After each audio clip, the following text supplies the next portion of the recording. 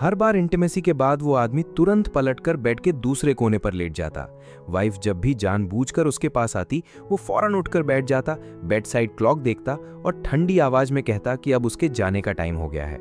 अगर वाइफ चुप रहती तो वो खुद दूसरे रूम में सोने चला जाता। जाते जाते वो उसे बेड साइड टेबल पर रखा हनी वाटर पीने को याद दिलाता। 3 साल की शादी के बाद भी उसे ये नहीं पता था कि उसकी वाइफ को हनी से एलर्जी है। उसी पल वाइफ ने डिसाइड कर लिया कि ये वन साइडेड मैरिज अब खत्म करनी होगी। अगली सुबह वो हमेशा की तरह अपने पायलट हस्बैंड का सूटकेस ध्यान से पैक करती है, लेकिन आदमी उसकी तरफ देखना भी जरूरी नहीं समझता। जैसे ही वो निकलने लगता है, औरत हिम्मत जोड़कर डिवोर्स मांग लेती है। उसे लगा था शायद वो उसे रोकेगा, लेकिन आदमी बिना कुछ कहे सीधा मान जाता है। इस जवाब से उसके अंदर अजीब सा खालीपन भर जाता है, क्योंकि वो उसे 10 साल से चाहती थी। हाई स्कूल में वो लड़का स्कूल का पॉपुलर फिगर था और वो बस एक नजरअंदाज लड़की। हाथ में मिनरल वाटर लेकर वो दूर से उसे देखती रहती, बस एक मौके का इंतजार करती।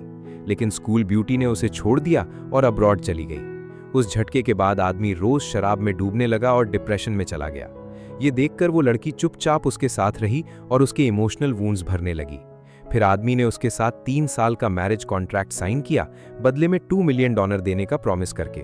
लड़की ने तुरंत हाँ कर दी, लेकिन आदमी ने हमेशा उसे गोल्ड डिगर समझा, जबकि उसने शादी पैसों के लिए कभी की ही नहीं थी। बाद में आदमी कैप्टन बन गया और वो फ्लाइट अटेंडेंट। हर दिन वो फ्लाइट स्केड्यूल देखकर उसकी सेफ रिटर्न की दुआ करती। लेकिन एक दिन आदमी अपनी फर्स्ट लव के साथ वापस आया। दोनों कैफेटेरिया में साथ बैठे थे, जैसे पुरानी फीलिंग्स फिर से जिंदा हो गई हों। फर्स्ट लव ने बताया कि अब वो न्यू फ्लाइट अटेंडेंट है। क्योंकि उनकी मैरिज पब्लिक नहीं थी, उसे लगा आदमी अब भी सिंगल है और उसने अपनी प्लेट का सैल्मन उसकी तरफ बढ़ा दिया। आसपास के कॉलीग्स मुस्कुराकर कहने लगे कि शायद उन दोनों को कभी अलग होना ही नहीं चाहिए था।